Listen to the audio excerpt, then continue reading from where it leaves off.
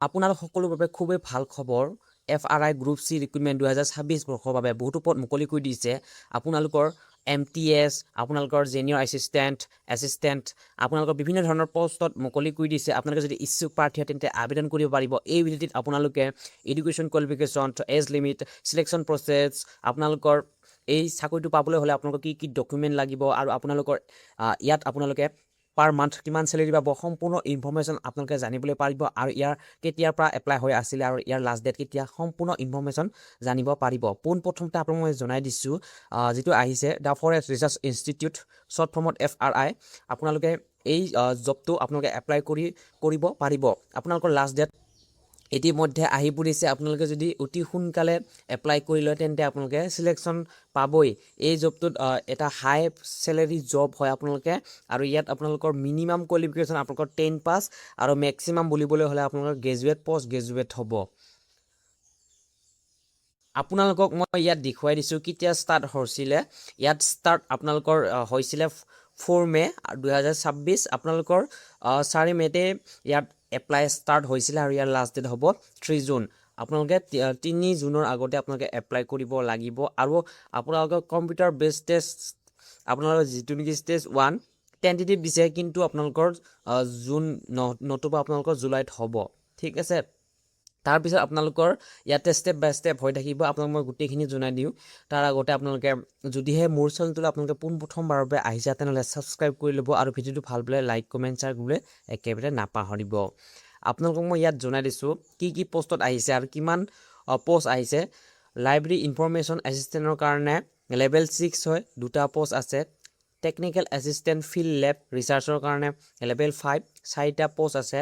Stenographer grade 2 level 4, 2টা post আছে। Technician field লেব research level 3, 11টা post আছে। ষ্ট'ৰ কিপাৰ লেভেল 3, 3টা পষ্ট আছে। টেকনিচিয়ান মেইনটেনেন্সৰ কাৰণে লেভেল 2, 9টা পষ্ট আছে।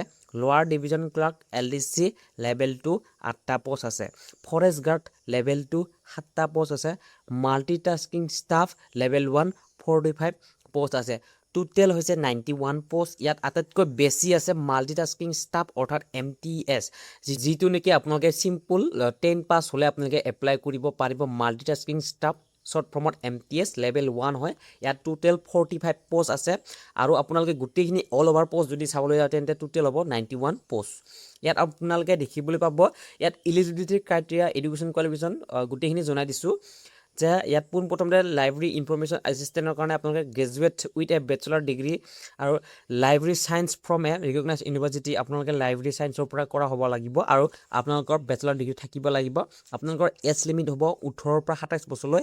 ইয়াত আপোনালোকে SC ST 5 years age relaxation পাব আৰু OBC সকলে 3 ইয়াৰ্ছ পাব। PWD সকলে 10 ইয়াৰ্ছ পাব। টেকনিকেল এছিষ্টেণ্টৰ কাৰণে আপোনালোকৰ field lab research bachelor degree in science with subject like botany, zoology, আপোনালোকৰ ফৰেষ্ট্ৰি, ইক'লজি, আপোনালোকৰ বায়'টেকনলজি, জেনেটিক্স, আপোনালোকৰ বিভিন্ন ধৰণৰ ইয়াত দেখিবলৈ পাব। আপোনালোকৰ এইখিনি যদিহে আপোনালোকৰ আছে তেনেহ'লে আপোনালোকে এই পষ্টত আবেদন কৰিব পাৰিব। 21 পৰা 30 বছৰলৈ ইয়াতো আপোনালোকৰ SC ST 5 years age relaxation পাব। OBC সকলে 3 ইয়াৰ্ছ পাব আৰু PWD সকলে 10 ইয়াৰ্ছ পাব। ষ্টেনোগ্ৰাফাৰ গ্ৰেড 2ৰ কাৰণে 12 পাছ লাগিব আপোনালোকক। তাৰপিছত আপোনালোকৰ মিনিমাম ষ্টেনোগ্ৰাফাৰ স্পীড 80 পাৰ মিনিটত আপোনালোকৰ 80 ৱৰ্ড আপোনালোকে টাইপিং কৰিব পাৰিব লাগিব। তেতিয়াহ'লেহে আপোনালোকে ইয়াত আবেদন কৰিব পাৰিব। আৰু আপোনালোকৰ English, Hindi plus computer certificate course with typing speed. আপোনালোকে ইংলিছতো আপোনালোকে টাইপিং কৰিব পাৰিব লাগিব আৰু লগত আপোনালোকৰ হিন্দীটো আপোনালোকে টাইপিং কৰিব পাৰিব লাগিব। তেতিয়াহ'লেহে আপোনালোকে এই পষ্টত আবেদন কৰিব পাৰিব। আৰু আপোনালোকৰ এজ লিমিট 18 পৰা 27 বছৰলৈ দিয়া হ'ব। আৰু ইয়াত আপোনালোকৰ SC ST সকলে আগৰ দৰে আপোনালোকে 5% ৰিলেক্সেশ্যন পাব। 5 ইয়াৰ্ছ আপোনালোকে ৰিলেক্সেশ্যন পাব আৰু ইয়াৰ লগতে আপোনালোকৰ OBC সকলে 3 ইয়াৰ্ছ ৰিলেক্সেশ্যন পাব আৰু PWD সকলে 10 ইয়াৰ্ছ এজ ৰিলেক্সেশ্যন পাব। টেকনিকেল ফিল্ড লেব ৰিচাৰ্চৰ কাৰণে 10+2 in science with at least 60% marks লাগিব। ঠিক আছে, 12 পাছ আৰু আপোনালোকৰ ছায়েন্সৰ হ'ব লাগিব আৰু আপোনালোকৰ এটলিষ্ট 60% অৰ্থাৎ মিনিমাম আপোনালোকৰ পাৰ্চেণ্টেজটো 60% লাগিব। এজটো 18 পৰা 30 বছৰলৈ হ'ব। Store keeper 12 pass from a recognise board. আপোনালোকে ষ্ট'ৰ কিপাৰটোৰ কাৰণে আপোনালোকে 12 পাছ হ'ব লাগিব আৰু আপোনালোকৰ এজটো 18 পৰা 27 বছৰৰ ভিতৰত হ'ব লাগিব ইয়াতো আপোনালোকৰ SC ST OBC সকলে ইয়াত ৰিলেক্সেশ্যন পাব টেকনিচিয়ান মেইনটেনেন্সৰ কাৰণে মেট্ৰিকুলেশ্যন লাগিব plus ITI certificate or certificate course from a gov আপোনালোক লাগিব ঠিক আছে 18 পৰা 30 বছৰলৈ হ'ব লাগিব যদি আপোনালোকে টেকনিচিয়ান মেইনটেনেন্সৰ যদি কৰিব বিচাৰে তেনেহলে আপোনালোকৰ মেট্ৰিকুলেশ্যন লাগিব লগত ITI টো লাগিব ঠিক আছে 2 ইয়াৰ্স ডিপ্লোমাটো লাগিব আপোনালোকৰ লোৱাৰ ডিভিজন ক্লাৰ্কৰ কাৰণে আপোনালোকে 12 পাছ টাইপিং স্পীড আপোনালোকৰ 35 ৱৰ্ড পাৰ মিনিট হ'ব আৰু ইংলিছ অৰ আপোনালোকৰ 30 ৱৰ্ড পাৰ মিনিট আৰু হিন্দীটো আপোনালোকৰ 30 পাৰ ৱৰ্ড মিনিট হ'ব লাগিব আপোনালোকৰ ইয়াত এজ লিমিটটো হ'ব 18 পৰা 27 বছৰলৈ ফৰেষ্ট গাৰ্ডত আপোনালোকে 12 পাছ হ'ব লাগিব আৰু আপোনালোকৰ ইয়াত আপোনালোকে ফিজিক্যাল স্ট্যান্ডাৰ্ড থাকিব লাগিব ঠিক আছে গুটেখিনি আমাৰ হাইট চেস আপোনালোকৰ ওয়েট আৰু আপোনালোকৰ ৰানিং থাকিব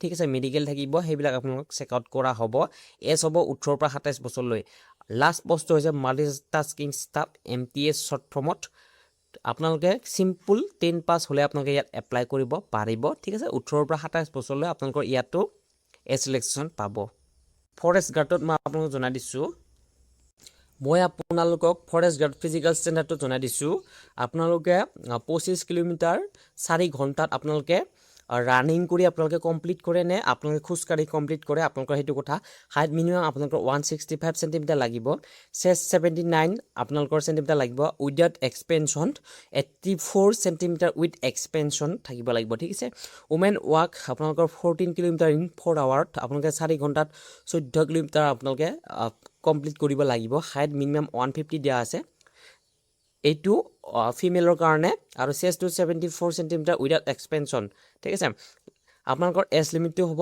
18 ঠিক আছে 18 পৰা আপোনালোকে 30 বা আপোনালোকৰ 27 লৈ থাকিব এজ ৰিলেক্সেশ্যন সকলকে দিয়া আছে আপোনালোকে ইয়াত চাই ল'ব পাৰে ঠিক আছে মই আপোনালোকক আগতে মই জনাই দিলো সেইখিনি আপোনালোকে নিজে চাই ল'ব এই ভিডিওৰ ডেসক্ৰিপচনত আপোনালোকে পাব সিলেকশন প্ৰসেস কেনেকুৱা হ'ব আপোনালোকক জনাই দিছো মই সিলেকশন প্ৰসেস প্ৰথমতে আপোনালোকৰ কম্পিউটাৰ বেস হ'ব CBT 1 তাৰ পিছত আপোনালোকৰ CBT 2 হ'ব ঠিক আছে CBT 2 হ'ব আপোনালোকৰ CBT 1ত প্ৰথমতে আপোনালোকৰ কোৱালিফাই কৰিবলৈ হলে আপোনালোকৰ জেনেৰেল সকলে 50% লাগিব EWS 50% OBC 40% SC 40% ST 40% PH 33% 44 বা 45% আপোনালোকে এতে পাব লাগিব তেতিয়াহে আপোনালোকে ষ্টেজ 2 দিব পাৰিব লাগিব আৰু এইটো ডেসক্ৰিপটিভ পেপাৰ হ'ব ঠিক আছে আপোনালোকে নিজে লিখিব লাগিব ষ্টেজ 3 টোত হ'ব আপোনালোকৰ স্কিল টেষ্ট বা ট্ৰেড টেষ্ট হ'ব ঠিক আছে এনেকৈ আপোনালোকৰ হ'ব ইয়াত আপোনালোকৰ প্ৰতিটো আপোনালোকৰ যেনেকৈ MTS ৰ কাৰণে নালাগে বাকি কেইটা আপোনালোকৰ জবৰ কাৰণে ইয়াত